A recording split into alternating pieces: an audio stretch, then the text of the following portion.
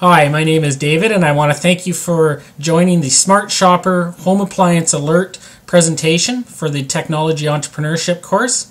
What I want to do today is I want to go through 5 different topics. First of all, we'll talk a little bit about an introduction to the business idea that we came up with the Smart Shopper team. Then we're going to talk about the test methods that we use to go get some feedback from potential customers.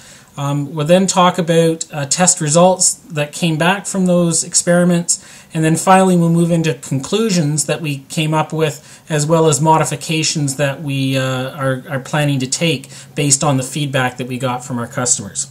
So let's get to it. So the original business opportunity hypothesis that the Smart Shopper team started with is as follows. For shoppers to purchase home appliances who don't have time to read newspaper flyers every week, the Smart Shopper Home Appliance Alert is a service that reviews weekly flyers from local stores and sends you information about appliance sales and promotions. And we thought that would be an interesting opportunity to take a look at. And we did a little bit more just from the hypothesis. If we take a look at the items in green, we wanted to target Calgary, Alberta, Canada as the initial location.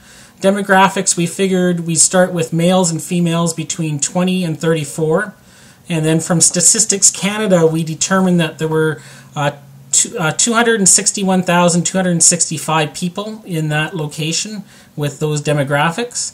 Then we narrowed down the potential population looking for appliances along with a filter to determine the number of customers that we could get from that population, and we estimated we'd start with about 1,000 customers in Calgary looking for this type of service.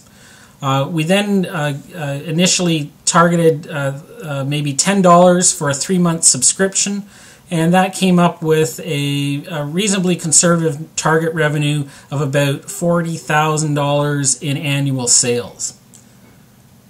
Now, in order to move that hypothesis forward, we came up with a test method that used both in-person interviews as well as an online survey, and we tested the hypothesis using the online survey and the interviews with 14 people.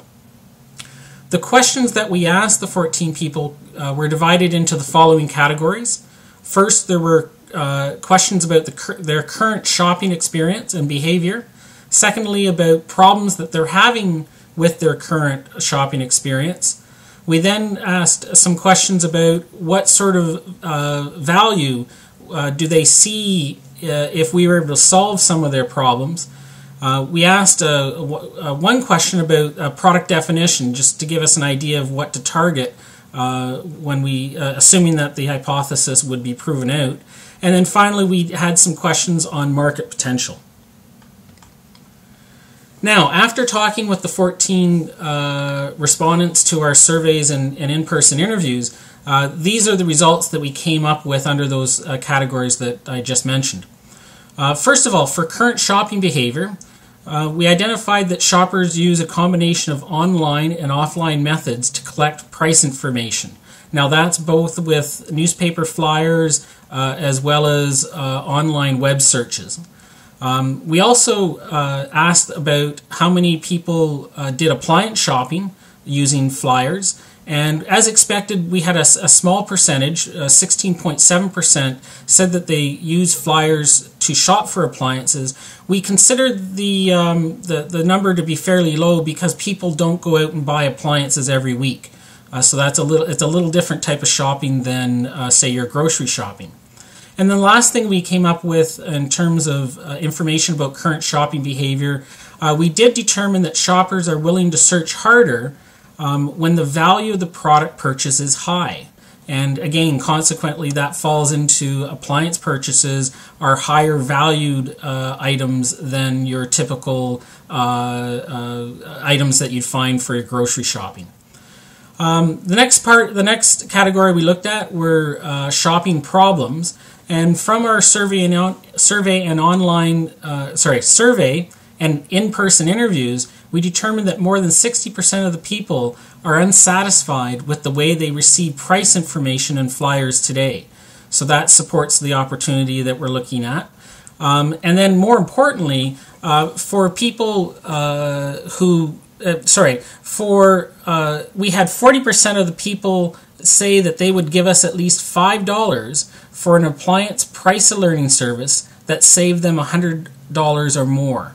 And that's a critical piece of data that we collected. As for the product definition category, we determined that the service must deliver information using the following technologies in a prioritized order: web, smartphone, tablet, and then email. And then last but not least, we also identified the market potential based on the feedback that we got is that 85% of the respondents would be interested in an appliance sale price alerting service. So let's take a look at what we can conclude from that information. So it is very important that the collected data aligns with the initial hypothesis. Some people would even pay as much as 10 to 20% of the received savings. Now, not all respondents would pay for the service, but a significant proportion, specifically 40%, would actually pay $5 or more for that type of service. So, in conclusion, we definitely want to pursue this opportunity in the next phase of the course. And that's not just based on an idea, but it's actually based on data that we've received from potential customers. Now, through our research, getting customer feedback, as well as taking that feedback and looking at the problem in a little more detail, we came up with 3 modifications of what we want to change for our business model. First of all, we want to broaden the market and not just look at the city of Calgary, but we want to be able to take this opportunity to all of Canada. And that's based on our research that flyer information that for appliances in Calgary, a lot of that flyer information comes from national stores which use a single flyer for all of Canada. So the work of collecting the information for all of Canada is not significantly greater than just collecting the information for Calgary.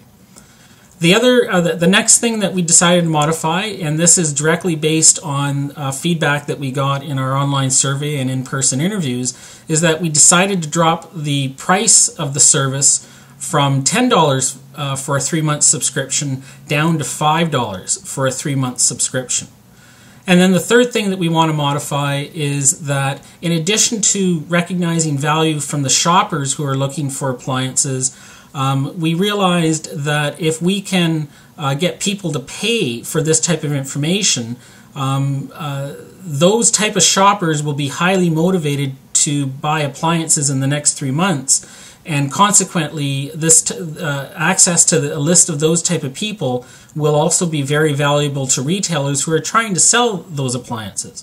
So we want to reach out and see if we can partner with some of the retailers to connect the retailers with the shoppers who are looking for the appliances. And if you take all that information and you put it back into the basic business model that we started out with and made some changes, here's what we've got. So we want to target appliance shoppers in Canada, specifically males and females between the ages of 20 and 34. And that gives us a total target population of 6.3 million, again, based on data that we collected, researched in Statistics Canada. Filtering out the number of people that are actually looking for appliances, as well as our estimated number of customers that we can get from that market, we figure we have a potential customer list of about 15,750 people. And if you consider a pricing of $5 for a 3-month subscription, that could generate up to $315,000 in annual sales. Thank you very much for listening into the presentation, and we'll see you at the next phase and the opportunity execution phase.